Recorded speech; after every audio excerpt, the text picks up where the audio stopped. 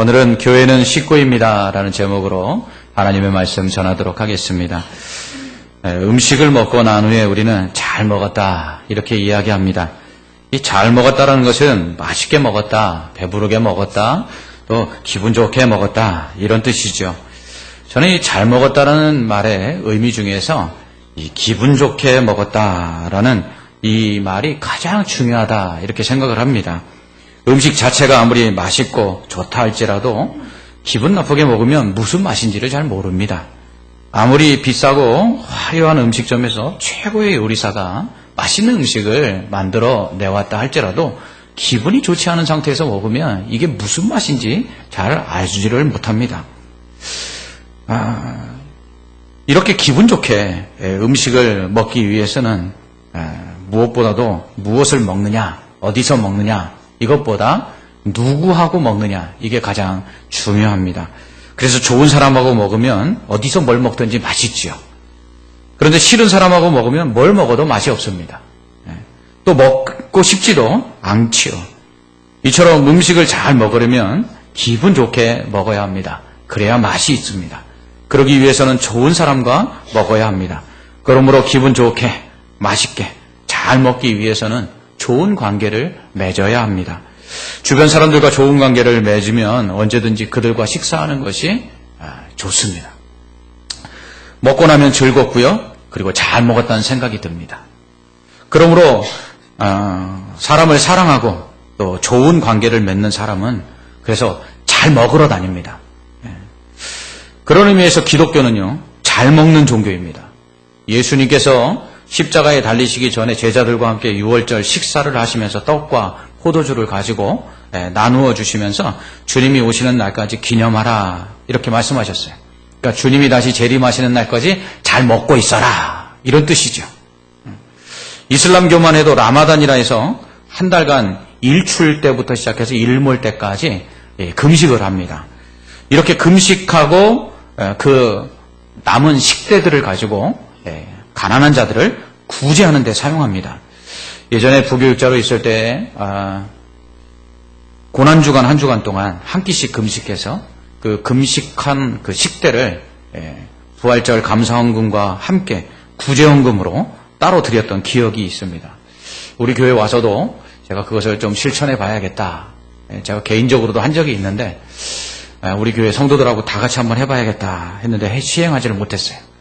제가 다른 교회 목사님께 이 말씀을 드렸더니 그 교회에서 그것을 시행했는데 너무 좋았다고 오히려 제게 그렇게 말씀하셔서 우리 교회에서도 내년쯤에는 한번 시행을 해봐야겠다 하는 생각을 좀 하고 있습니다. 이처럼 이슬람은 금식하는 것이 성도들의 신앙에 좋겠다 생각해서 먹지 않는 종교인데 기독교는 반대로 잘 먹는 종교입니다. 지금이야 성찬식을 간소하게 해서 작은 떡 한 조각과 그리고 작은 포도주잔 한 잔을 마시지만 초대교회 당시에는 식사를 잘하고 그리고 식사를 마칠 때 마지막으로 성찬식을 거행했습니다. 그래서 늘 초대교회는 모이기에 힘쓸 뿐만 아니라 모일 때마다 식사를 잘했습니다. 그런 후에 성찬식을 거행했기 때문이죠. 그래서 초대교회의 식사와 성찬은 하나로 연결이 되어 있습니다. 그래서 성찬식 전에 먹는 이 식사를 공동체의 교제와 사랑을 위해서 먹는다 그래서 그 이름이 아가페입니다. 아가페 아시죠? 하나님의 사랑이라는 뜻입니다. 그러니까 성도들이 교회에 모여서 함께 식사하는 것 그 자체를 하나님의 사랑으로 사랑하는 것이다. 이렇게 초대교회는 여겼던 것이죠. 우리나라 말로 바꾸면 우리 애찬이다 이렇게 하죠. 사랑의 애자를 써서 사랑의 식사다 이렇게 말할 수 있는 것이죠. 이처럼 초대교회는 먹고 마시기에 힘썼기 때문에 교회 밖에서 믿지 않는 자들이 볼 때에는 이 그리스도인들을 뭐라고 이야기하냐면 먹고 마시기를 탐하는 자들이다 이렇게 말할 정도였습니다. 아무튼 이렇게 기독교는 잘 먹는 종교입니다. 그래서 우리 교회도 잘 먹습니다. 어떤 분들은 너무 잘 먹는다고 말씀하십니다. 그런데 저는 그게 너무 좋습니다. 이 잘 먹는다는 건 자주 먹는다라는 뜻도 있고요. 또 풍성하게 먹는다 이런 뜻도 있고 또 맛있는 음식을 먹는다 라는 뜻도 가지고 있습니다. 그래서 우리 교회는 성도들이 잘 먹고 또 풍성히 먹고 맛있게 먹고 뿐만 아니라 무엇보다도 함께 먹는 사람들이 좋기 때문에 그렇게 말을 한다라는 생각을 갖습니다. 그러므로 잘 먹는 교회 성도들은 성도들끼리 친합니다. 성도들 간에 친하고 좋으니까 뭘 먹든지 맛있고 또 잘 먹는다고 말하는 것입니다. 이처럼 교회가 잘 먹는 것은 초대교회 때부터의 일입니다. 그런데 먹는 것으로 인해 문제도 발생합니다. 초대 예루살렘 교회만 해도 유대파 과부와 헬라파 과부들에게 매일 식사 구제를 했는데 이 헬라파 과부들이 차별을 당합니다. 유대파 과부들은 챙겨주는데 헬라파 과부들은 그 식사에서 음식이 모자라기도 하고 또 챙겨주지 않을 때도 있었습니다. 그로 인해서 이 헬라파 과부들이 이 사도들을 찾아가서 원망을 하죠. 이에 사도들이 계획을 세웁니다. 어떤 계획을 세우냐면 이 일을 잘할 수 있는 사람들, 과부들에게 헬라파 과부든 유대파 과부든 잘 먹일 수 있는 사람들을 세우죠. 그 사람들이 바로 초대교회 7 집사들입니다. 그러니까 초대교회가 7명의 집사를 세운 이유는 잘 먹이기 위해서였습니다. 이처럼 초대교회 때부터 교회는 잘 먹는 게 중요한 일이었고 또 이로 인해서 갈등도 일어났던 것입니다. 이러한 문제는 고린도 교회도 마찬가지였습니다. 고린도 교회에서는 먹는 것으로 인해서 차별이 있었습니다. 그런데 이러한 차별이 성만찬에서도 나타났다는 것입니다. 그래서 바울은 이 문제를 고린도전서 11장에서 다루고 있는데요. 지금까지 바울은 우상에게 제물로 바쳐진 고기를 먹을 수 있느냐 먹을 수 없느냐 이 문제로 서로 다투는 사람들에게 먹고 마시는 것을 통해서도 너희가 먹든지 마시든지 무엇을 하든지 다 하나님의 영광을 위해서 해라. 그러니까 너희가 먹는 것을 통해서도 하나님께 영광을 돌려라. 이렇게 이야기했습니다. 그런데 성만찬에서 먹고 마시는 것으로 인해서 차별이 있다? 성만찬에서 그 먹고 마시는 것으로 인해서 갈등이 발생했다? 그러니 어떻게 하나님께 영광을 돌릴 수 있느냐? 그러면서 바울은 다시 한번 심각하게 이 먹고 마시는 문제를 거론을 합니다.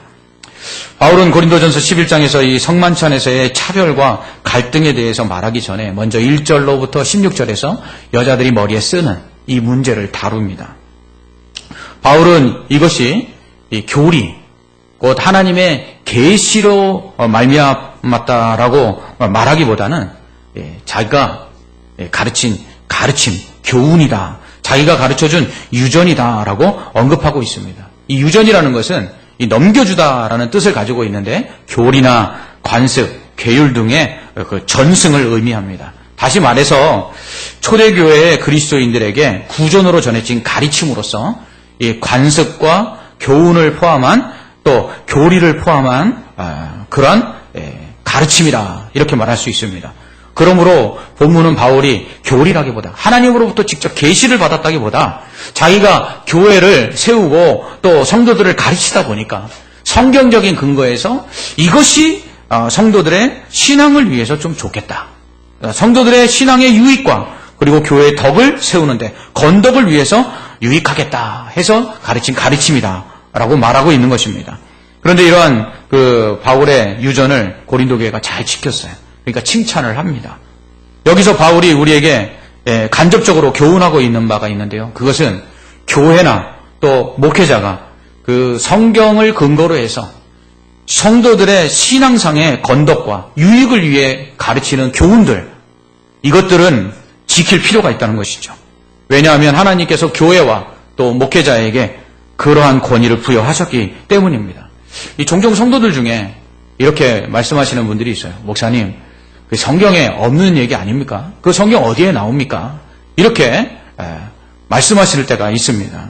그렇습니다. 성경에 나오지는 않지만 교회가 전통적으로 지키는 것들이 있고요. 또 목회자가 목회상 필요해서 가르치는 가르침들이 있어요. 그런데 이것들이 성경에 없다고 해서 지키지 않아도 되는 것이 아니라 성도들의 신앙과 교회의 성장을 위해서 필요하다 해서 가르치는 교훈들에 대해서는 성도들이 따라오고 또 순종할 필요가 있다는 것입니다.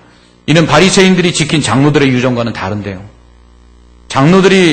바리새인들의 장로들이 만들어 놓은 이 유전들은 성경에 위배됐기 때문에 예수님께서 책망하신 것입니다.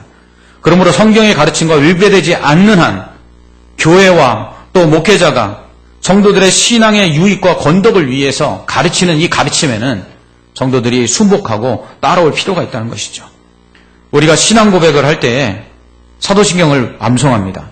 그때 이렇게 암송하고 고백하죠. 거룩한 공회와 성도가 서로 교통하는 것과, 이 거룩한 공회라는 것은 바로 교회를 의미합니다. 그러니까 주님께서 핏값을 주고 사신 교회, 주님이 머리 되신 이 교회를 내가 믿습니다, 이렇게 고백하는 거예요.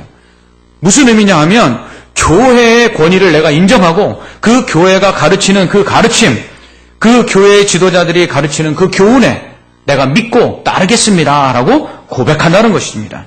그러므로 성도들의 유익과 또 신앙상의 그 건덕을 위해서 교회와 또 목회자가 성경적인 근거 속에서 가르치는 이 교훈들에 대해 성도들은 믿고 따라올 필요가 있다는 것이죠. 그럴 때 교회가 안정되고 또 평안히 성장할 수 있기 때문입니다.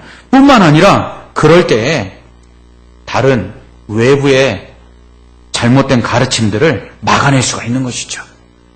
바울은 그런 면에서 여자가 쓰는 것 좋다 이렇게 말합니다. 그래서 오늘날 천주교에서는 아직도 미사를 드릴 때 여자들이 머리에 쓰지요. 그런데 우리 기독교는 안 씁니다. 안 쓰는 이유는 뭐냐 하면 오늘날 교회에서는 이 여자들이 머리에 쓰는 게 신앙의 어떤 덕을 세우는 것도 아니고 신앙상 유익하다라고 볼 수가 없기 때문에 안 써도 된다는 것이에요. 이처럼 교회의 전통이나 목회자들의 가르침은 시대가 바뀌면 그 시대의 바뀜에 따라서 성도들의 신앙상 유익하냐 안 하냐, 교회에 덕이 되느냐 안 되느냐에 따라서 지킬 수도 있고 지키지 않을 수도 있다라는 것입니다. 그런 면에서 바울은 여자들이 머리에 쓰는 게 당시에는 교회와 또 성도들의 신앙을 위해서 유익하다고 보았기 때문에 쓰라 이렇게 명령하고 있는 것입니다.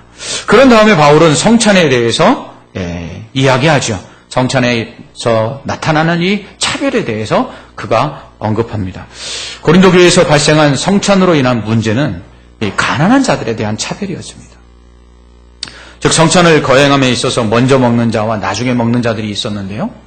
먼저 먹는 자들은 좋게 먹고 심지어는 취하기까지 했습니다. 하지만 나중에 먹는 자들은 먹을 것이 없어 배가 고플 정도로 시장기를 느끼기도 했습니다. 더 나아가서 그로 인해서 이 수치심, 부끄러움을 느끼고 그리고 업신여김을 당했다라는 그러한 마음을 갖기까지 했습니다. 그렇다면 왜 이런 일이 일어났을까요? 처음 고린도 교회가 생겼을 때에는 집에서 모였습니다. 바울이 아테네에서 복음을 전했지만 별 성과가 없자 이제 고린도로 내려와서 안식일마다 회당에서 유대인과 헬라인들에게 하나님의 말씀을 전했습니다. 그때 먼저 그리스도보라는 이 회당장이 그 가족들과 함께 예수를 믿고 세례를 받습니다. 그 후에 많은 유대인들과 또 헬라인들이 예수님을 믿고 세례를 받게 되지요. 이에 힘을 입어서 1년 6개월 동안 고린도에서 하나님의 말씀을 바울이 아볼로와 함께 가르칩니다. 이렇게 해서 교회가 생겨난 것이죠. 그런데 그러자 유대인들이 이 바울을 고소합니다. 그로 인해서 바울이 고린도를 떠나게 됩니다. 그 이후에도 고린도 교회는 계속해서 성장하게 됩니다. 이러한 그 고린도 교회는 처음에는 가정집에서 그 모임이 시작되었습니다. 그리고 모일 때마다 식사를 했죠. 이 식사는 주인이 대접을 했습니다. 이것은 당시 로마의 식사 예법에 따른 것인데요. 당시 로마의 식사법에 따르면 주인이 초대한 손님들에게 식사를 대접하는 것입니다. 그러니까 각 가정에서 교회로 모여서 예배를 드릴 때 그 모인 집 주인이 식사를 대접했던 것이죠. 이때 주인의 자리를 중심으로 그 거리에 비례해서 주인의 자리에 가까운 것이 상석이고 멀면 말석이었습니다. 그런데 식사는 주인과 상석에 앉은 사람들로부터 먼저 주게 되고, 그리고 말석에 앉은 사람들에게 나중에 주게 되는데, 그로 인해서 먼저 상석에 앉은 사람들이 먹고 취하는 동안에 음식이 모자라서 이 말석에 앉은 사람들은 시장한 일이 일어났던 것입니다. 그렇다면 왜 이런 일이 일어났습니까? 고린도 교회 안에 있는 파당 때문입니다. 바울은 이 소문을 듣고 알고 있었습니다. 그래서 18절로 19절에서 너희가 교회에 모일 때에 너희 중에 분쟁이 있다함을 듣고 어느 정도 믿거니와 너희 중에 파당이 있어야 너희 중에 옳다 인정함을 받는 자들이 나타나게 되리라 라고 말합니다. 이 고린도 교회 안에는 이 두 부류의 파당이 있었습니다.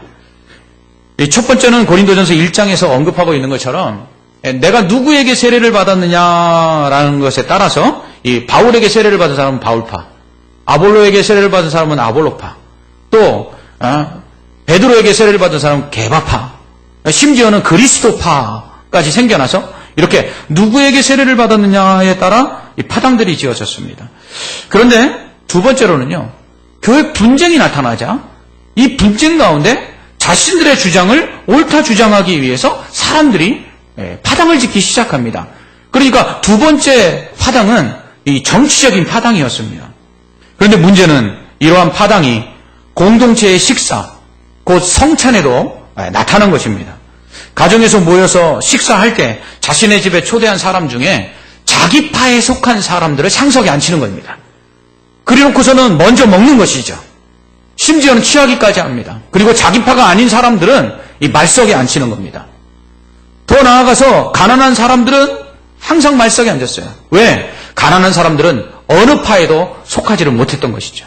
그러니까 가난한 사람들은 배제시킨 상태에서 어떠한 분쟁 속에서 자신의 주장들을 옳다고 인정받기 위해서 파당을 짓고 그 파당들이 가정에서 교회로 모일 때 식사할 때 자기 파의 사람들에게 먼저 식사를 대접하고 자기 파가 아닌 사람들에게는 식사를 덜 주거나 이랬던 것이죠.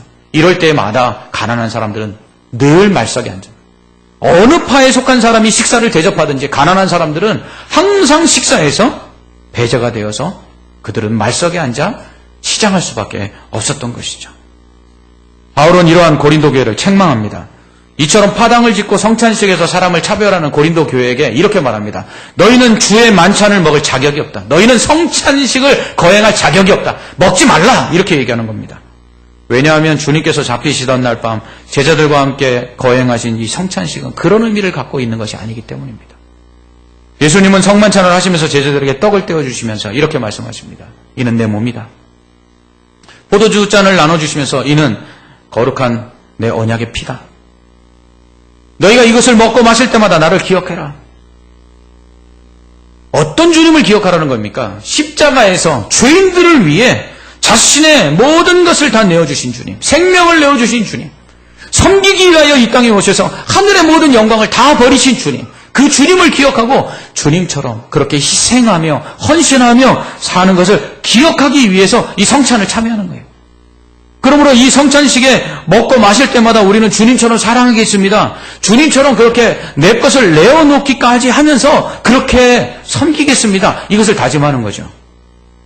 그런데 그런 성찬식에 참여하여 성찬의 그 음식을 먹는 예수님의 살과 피를 상징하는 떡과 포도주를 마시는 자들이 어찌 파당을 짓고 사람들을 미워하고 그리고 가난한 자들을 부끄럽게 만드느냐. 이 말이 안 된다. 그러니까 너희들은 먹지 마라. 너희 먹을 자격이 없다. 이렇게 이야기한 것이죠. 이는 주의 몸을 분별하지 못하고 먹고 마시는 죄다. 이렇게 말합니다. 오히려 이렇게 파당을 짓고 사람을 사랑하지 않는 상태에서 성찬에 참여하는 것은 자기의 죄를 먹고 마시는 것이다. 이렇게 말합니다. 뿐만 아니라 그로 인해서 고린도 교회 안에는 약한 자들, 병든 자들이 많고 심지어는 잠자는 자, 곧 죽은 자들도 적지 않다. 이렇게 말합니다. 너희가 성찬을 그따위로 하니까 주께서 징계를 하신 것이다. 그래서 너희가 병들고 너희가 약하고 죽는 것이다. 파당을 짓고 가난한 자들을 사랑했다면, 파당을 짓지 않고 가난한 자들을 사랑했다면 주께서 너희를 정죄하지 않으셨을 것이다. 이렇게 바울은 말합니다. 그러므로 파당을 짓고 몇몇 자신이 원하는 사람들만 사랑하는 사람들, 이 성찬에 참여할 자격이 없는 사람들이에요.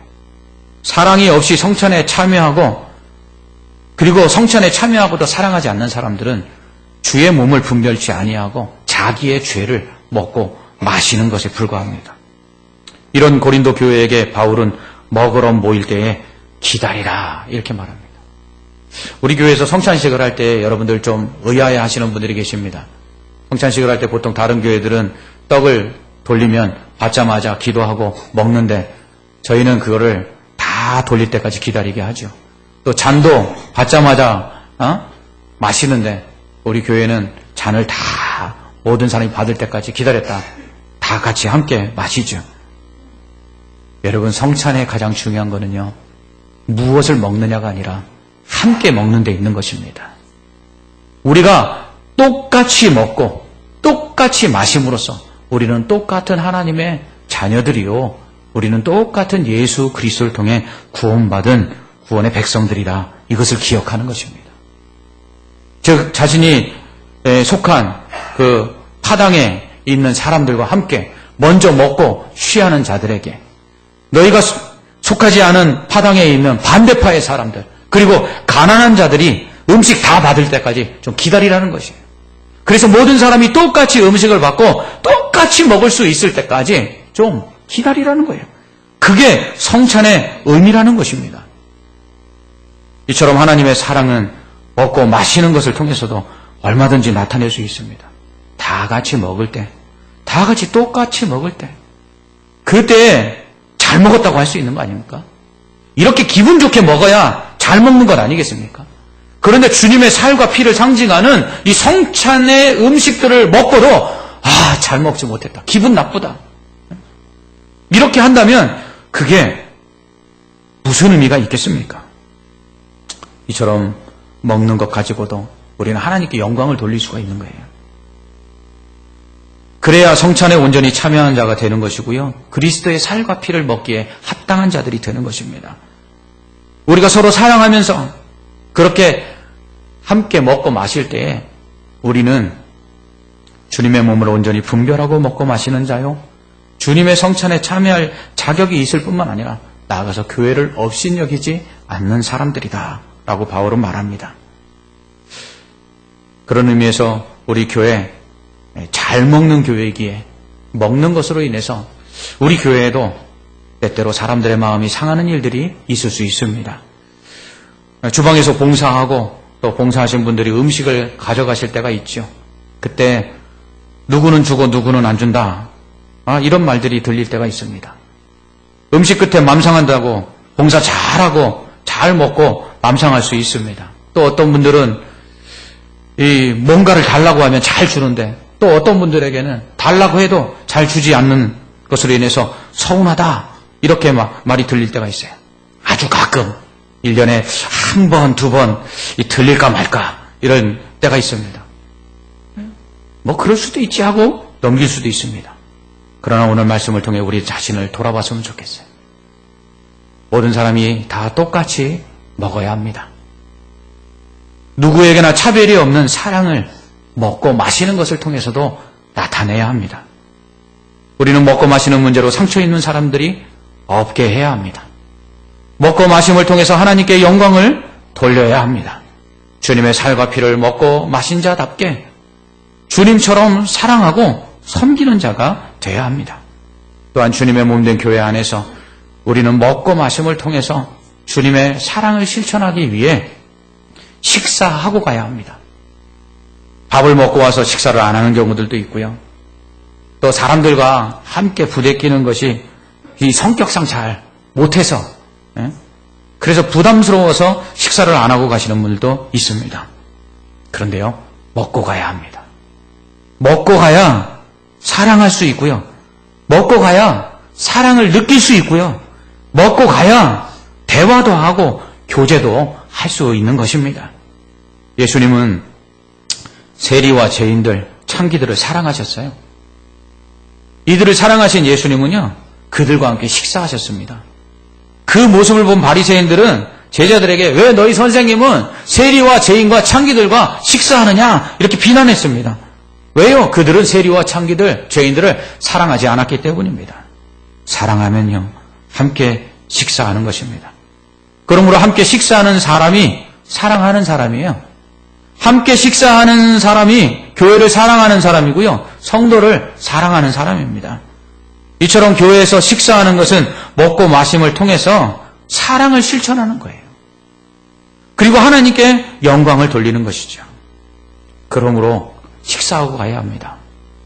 얼마나 열심히 식당 봉사하는 분들이 수고하시는지 몰라요. 이제 여름이 다가오면요, 제가 하나님께 더 기도하는데요, 우리 식당에서 봉사하시는 분들 땀띠 나지 않게 해달라고.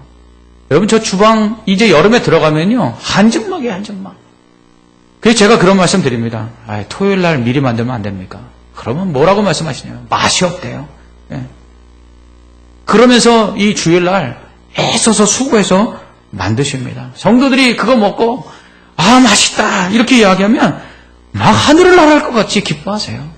여러분, 그렇게 만들어진 음식 먹고 가야 합니다. 오늘 일부 예배 드리신 분들에게는 제가 그랬어요. 제가 때로는요, 일부 예배 없앴으면 좋겠다 이런 생각이 들 때가 있어요. 그건 뭐냐면 일부 예배 성도들이 없기 때문이 아니에요. 일부 예배도 이제 성도들이 많아지고 있거든요. 그런데 그분들이 식사를 못 하잖아요. 그래서 저는 그냥 2부 예배 때 다 같이 예배 드리고 다 같이 식사하고 갔으면 좋겠어요. 때로는 일부 분들에게 간혹 그 식사를 누군가 대접할 때가 있잖아요. 제공할 때가. 그럼 제가 이렇게 말씀드립니다. 오늘 맛있는 거 많이 차려놨으니까 집에 가셨다가 점심때 맞춰서 다시 오셔서 함께 식사하자고. 여러분, 먹고 마시는 것을 통해서요, 하나님께 영광을 돌릴 수 있는 거예요. 먹고 마시는 것이 사랑이에요. 잘 먹고 기분 좋게 먹고. 그로 인해서 우리 안에서 하나 된 것을 느낄 때 그게 하나님이 기뻐하시는 일입니다. 우리는 하나님을 아버지라 부릅니다. 그렇다면 성도들은 하나님의 자녀들이죠. 하나님의 자녀된 우리 성도들은 형제와 자매들이에요. 우리 다 한 가족 아닙니까?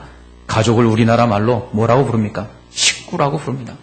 먹을 식자에다가요, 입구자예요. 먹는 입이에요, 먹는 입. 우리 교회에 어떤 분들 와서 그렇게 이야기합니다. 목사님, 꼭 먹고 가야 합니까? 제가 그러면 이렇게 말씀드리죠. 예배만 드리고 가면 밥만 하시는 겁니다. 드시고 가셔야 다 하고 가는 겁니다. 여러분, 어찌 보면 주일날 우리가 교회를 사랑하고 성도를 사랑한다고 하는데, 제가 예배를 드리면서 설교 전에 우리 반갑습니다, 평안하셨습니까? 라고 묻는 이 두 마디 말이 내가 오늘 교회에 와서 성도들과 한 유일한 말인 경우도 많다라는 거예요. 그런데 어떻게 사랑할 수 있어요? 어떻게 그렇게 우리가 지내면서 내 형제요, 자매라고 말할 수 있겠습니까? 밥 같이 먹지 않으면 사랑할 수 없어요. 같이 먹어도요, 잘 먹어야 돼요. 기분 좋게 먹어야 돼요. 사랑하면서 먹어야 돼요. 우리는 하나님의 한 가족으로서 식사 공동체입니다. 그래서 교회는 식구인 것이죠. 오늘 우리가 함께 식사함으로 하나님의 사랑 안에서 하나 된 사랑의 형제요 자매인 것을 확인할 수 있는 은혜의 시간 되시기를 주님의 이름으로 축원합니다. 아멘. 기도하겠습니다. 하나님 아버지, 참 감사합니다. 부족한 우리를 하나밖에 없는 아들 십자가에 대신 죽이심으로 말미암아 우리의 죄를 사해 주시고 하나님의 자녀 삼아 주신 것 참 감사합니다. 이러한 하나님의 자녀된 우리들에게 서로 사랑하라고 하시면서 함께 먹고 마실 때마다 주님의 그 사랑으로 서로 사랑하라고 말씀하십니다. 오늘도 우리가 함께 먹고 마실 때마다 하나님의 영광을 위하여 먹고 마시는 사랑의 교제가 있는 주 안에서 한 형제 자매된 식구들 되게 하여 주시옵소서. 이 은혜가 우리 안에 날마다 있어서 서로를 생각할 때마다 기쁘게 하여 주옵시고, 어렵고 힘들 때마다 나를 위하여 기도하는 식구된 우리 성도들 기억할 때에 새 힘을 얻고 다시금 일어날 수 있는 아름다운 사랑의 공동체가 되게 하여 주시옵소서. 예수님 이름으로 기도합나이다. 아멘.